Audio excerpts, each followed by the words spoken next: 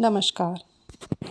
आज हम NCERT book शेमुशी के तृतीय अध्याय व्यायाम सर्वदा पथ्य अर्थात व्यायाम सदैव हितकर है पाठ का हिंदी अनुवाद लेकर के आपके समक्ष आए हैं। आइए पहले पाठ का सार जानते हैं। प्रस्तुत पाठ आयुर्वेद की सुप्रसिद्ध ग्रंथ सुश्रुत संहिता की चिकित्सा स्थान में वर्णित 24वें अध्याय से संकलित किया गया है। सुश्रुत संहिता शल्य शास्त्र के विशेषज्ञ देवोदास के शिष्य सुश्रुत द्वारा रचित शल्य चिकित्सा का श्रेष्ठ ग्रंथ है। इसमें सुश्रुत ने व्यायाम की परिभाषा बताते हुए उससे होने वाले लाभों की चर्चा की है। शरीर में कांति, स्फूर्ति, सहिष्णुता, निरोगता, सुगठन आदि व्यायाम के प्रमुख लाभों का वर्णन यहाँ किया गया है। प्रथम श्लोक देखें। शरीर आयास जननम कर्म व्यायाम संगीतम तत्कृत्वा तु सुखम देहे विमर्दनीयात् सम अंतः अर्थात शरीर आयास जननम कर्म शरीर के परिश्रम का कार्य व्यायाम संगीतम व्यायाम नाम से जाना जाता है। तत्कृत्वा उसे करके देह सुखम देह को सुख प्राप्त होता है। समअंतः सब तरफ से पूरे शरीर पर विमर्दनीयात् मालिश करनी चाहिए। पुनः देखें। शरीर के परिश्रम का कार्य व्यायाम नाम से जाना जाता है। कवि का कहना है कि शरीर जो भी परिश्रम करता है, जो भी कार्य करता है, उसे हम व्यायाम कहते हैं।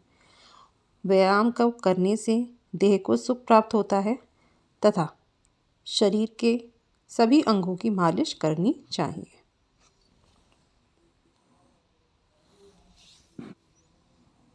द्वितीय श्लोक। शरीरोपाच्य कांति गात्राणां सुविभक्ता दीप्त अग्नि त्वं न आलस्यम स्थिरत्वं लाघवम मृजा अर्थात व्यायाम करने से आगे क्या लाभ होते हैं यही कवि बताने जा रहा है। कवि कहता है व्यायाम करने से शरीर उपच्य शरीर की वृद्धि होती है, शरीर बढ़ता है, आपकी हाइट बढ़ती है। कांति गात्राणाम शारीरिक अंगों की सुंदरता बढ़ती है। सुविभक्ता संपूर्ण शरीर का सौंदर्य होता है। दीप्त अग्नि जठर अग्नि का प्रकाश अर्थात भूख की वृद्धि होती है। न आलस्यम आलस्य की कमी होती है, शरीर आलस को त्याग देता है। स्थिरत्वम लाघवम मृजा लाघवम मीन्स शरीर में हल्कापन महसूस होता है, शरीर में स्फूर्ति आती है तथा मृजा स्थिरत्वम शरीर की स्वच्छता भी होती है। इस श्लोक में व्यायाम से होने वाले महत्व पर कवि ने प्रकाश डाला है। तृतीय श्लोक। श्रम क्लम पिपासा ओष्ण शीत आदीनां सहिष्णुता आरोग्यम च अपि परम व्यायाम उपापाच्य अर्थात श्रम मीन्स शारीरिक परिश्रम, हम जो भी शारीरिक परिश्रम करते हैं। क्लम उससे उत्पन्न होने वाली थकान, पिपासा हमारी प्यास, शीत आदि नाम ठंडी आदि की, सहिष्णुता सहनशीलता, च और आरोग्यम उत्तम स्वास्थ्य अर्थात निरोगी काया, व्यायाम उपाच्य पाज्यते व्यायाम से ही उत्पन्न होते हैं। कवि हमें कहता है कि व्यायाम करने से शारीरिक परिश्रम करने पर जो थकान होती है, हमें प्यास लगती है, सर्दी लगती है, इस सब की सहनशीलता हमारे अंदर व्यायाम करने से उत्पन्न होती है। साथ ही हमें निरोगी काया भी प्राप्त होती है।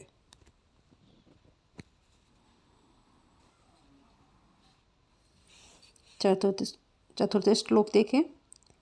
नाचा अस्ति सदृशं तेन क्वचित् स्थौल्यम अपकर्षम नाचा व्यायाम इनं मृत्य अर्धयन्ति आर्यो बलात् अर्थात तेन सदृशम, तेन मीन्स व्यायाम, सदृशम मीन्स के समान, क्वचित कोई भी, नास्ति नहीं है, जो कि जो कि स्थौल्यम मीन्स मोटापे को अपकर्षम कर सके। अर्थात व्यायाम ही एक साधन है जिसके द्वारा आप शरीर पर चढ़े मोटापे को, चर्बी को कम कर सकते हैं। जो व्यक्ति व्यायाम करता है, आगे कवि कहता है जो व्यक्ति व्यायाम करता है। व्यायाम इनम, व्यायाम करने वाले मृत्य व्यक्ति को। अद्यंती आर्य, आर्य में शत्रुगण कुचल नहीं सकते, बलपूर्वक कुचल नहीं पाते। अर्थात व्यायाम करने वाले व्यक्ति का शरीर इतना सुगठित हो जाता है कि वो अपने शत्रुओं को भी बलपूर्वक जीत सकता है। एक बार पुनः पढ़ें। व्यायाम के समान कोई भी मोटापे को कम करने वाला नहीं है और न व्यायाम करने वाले व्यक्ति को शत्रु बलपूर्वक कुचल पाते हैं। चतुर्श्लोक। न चैनम सहस आकर्म्य जरा समाधिरोहिति स्थरी भवति मासम च व्यायाम अभिरतस्य च। अर्थात नाचा इनम, इनम मीन्स नाचा, च मीन्स और, ना नाही। इनम मीन्स व्यायाम करने वाला व्यक्ति और ना ही व्यायाम करने वाले व्यक्ति को सहस आकर्म्य एकाएक जरा, जरा मीन्स वृद्धावस्था, सम अधिरोहति आती है। अर्थात जो व्यक्ति व्यायाम करता है उसको अचानक से वृद्धावस्था, उम्र से पहले वृद्धावस्था नहीं आती। स्थरी भवति मासम चा व्यायाम अभिरतस्य चा। अर्थात व्यायाम अभिरतस्य तल्लीन, व्यायाम में जो व्यक्ति तल्लीन होता है, जो पूरी निष्ठा से व्यायाम करता है, ऐसे व्यक्ति का मासम, मासम मीन्स शरीर पर जो मांस चढ़ता है, परिपक्व स्थरी भवति स्थिर होता है। पुनः देखें। और ना ही व्यायाम करने वाले व्यक्ति को एकाएक वृद्धावस्था आती है और व्यायाम में तल्लीन व्यक्ति का मांस परिपक्व यानी कि स्थिर होता है।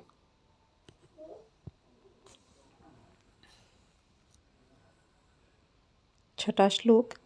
व्यायाम स्विन गात्रस्य पदाभ्याम उद्वर्तित अस्य च व्याधौ न उपसर्पन्ति वैन्त्य इव ऊर्कः वयोरूप गुणेहीनम अपि कुर्यात् सुदर्शनम।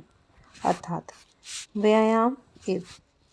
व्यायाम के कारण गात्रस्य स्विन मीन्स पसीने से लथपथ, गात्रस्य शरीर वाले की, एवं पदाभ्याम उद्वर्तितस्य जो कि दोनों पैरों से उठने वाले, व्यायाम करने वाले के पास, जो व्यक्ति दोनों पैरों के उठने से व्यायाम करने वाला होता है, जिसका शरीर पसीने से लथपथ होता है, ऐसे व्यक्ति के पास व्याधौ मीन्स रोग, न उपसर्पन्ति रोग उसी तरह नहीं आते जिस प्रकार वैन्त्य मीन्स गरुण के पास, उर्गा मीन्स सर्प, जिस प्रकार गरुण के पास सर्प नहीं आते। व्यायाम करने से वयो आयु, रूप गुणे गुणों, हीनम अपि गुणों से हीन व्यक्ति भी, कुर्यात् सुदर्शनम सुंदर दिखाई देने लगता है। कवि कहता है कि जो व्यक्ति व्यायाम करते हैं, व्यायाम करने से जिनका शरीर पसीने से लथपथ हो जाता है, ऐसे व्यक्तियों के पास रोग उसी प्रकार नहीं आते जिस प्रकार गरुण के पास सर्प नहीं आता। आयु, रूप और गुणों से हीन व्यक्ति भी व्यायाम करने से सुंदर दिखाई देने लगता है। सातवां श्लोक।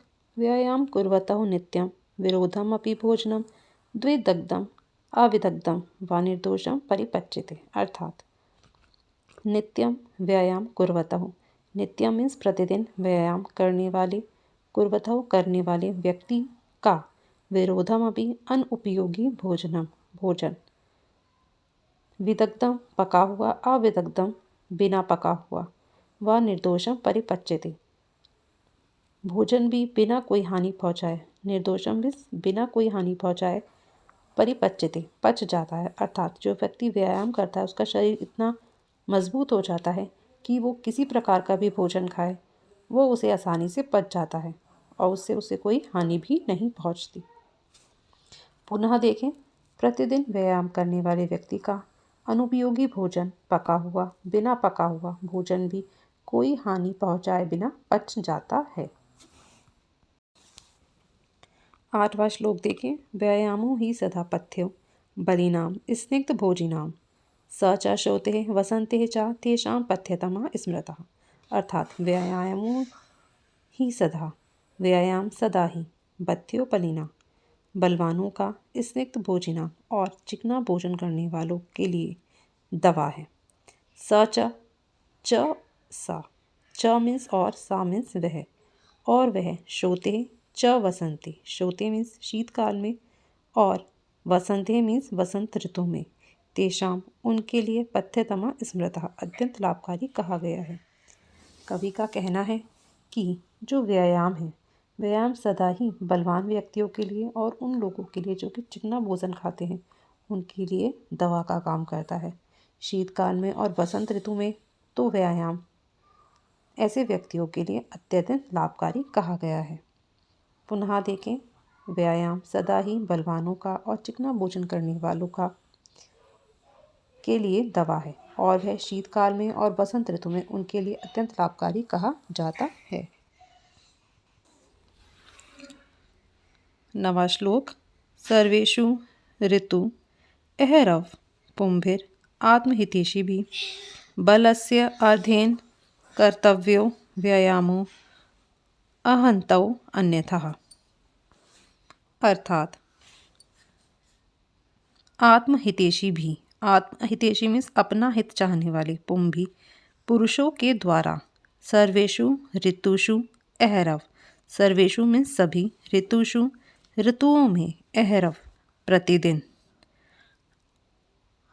बल अस्य अर्धेन कर्तव्यो, अस्य अर्धेन बलम अपने आधे बल के बराबर, व्यायामो कर्तव्यो व्यायाम करना चाहिए, हाँ अंतहो अन्यथा व्यायाम हानिकारक हो जाता है। कवि का कहना है जो व्यक्ति व्यायाम करते हैं उन्हें अपने हित के लिए सभी ऋतुओं में प्रतिदिन अपने आधे बल के बराबर व्यायाम करना चाहिए, अन्यथा यह व्यायाम हानिकारक भी हो सकता है। पुनः देखें। अपना हित चाहने वाले पुरुषों के द्वारा सभी ऋतुओं में प्रतिदिन अपने आधे बल के बराबर व्यायाम करना चाहिए, अन्यथा व्यायाम हानिकारक हो जाता है।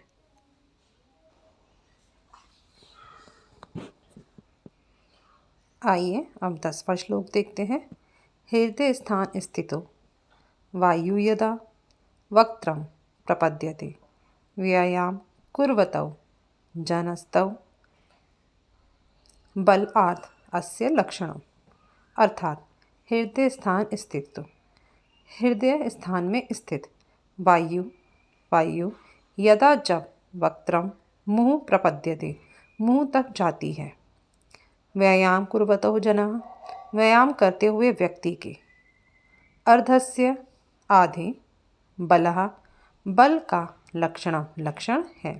अर्थात जिस वक्त व्यक्ति व्यायाम करता है तो उसके हृदय स्थित वायु उसके मुंह तक जाती है, यही लक्षण है कि वह व्यक्ति व्यायाम कर रहा है।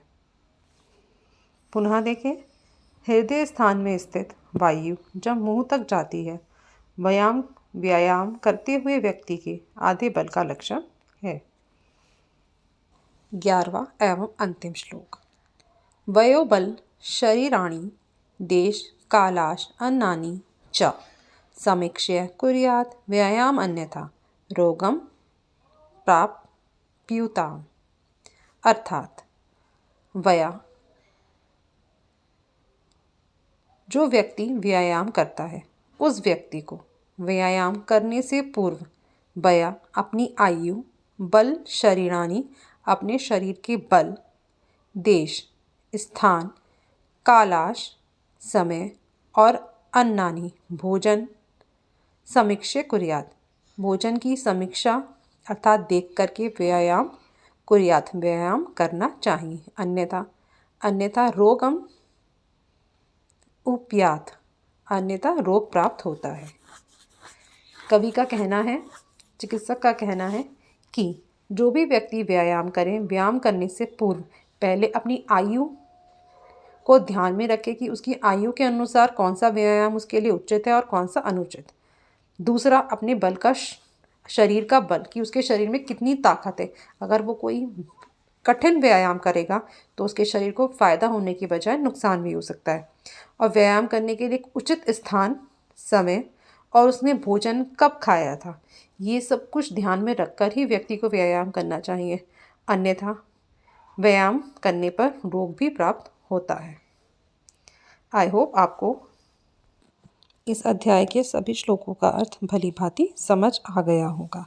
अगर इस अध्याय से संबंधित कोई भी प्रश्न हो तो आप मुझे कमेंट बॉक्स में लिख सकते हैं। वीडियो पसंद आई हो तो लाइक करें और चैनल को सब्सक्राइब करें।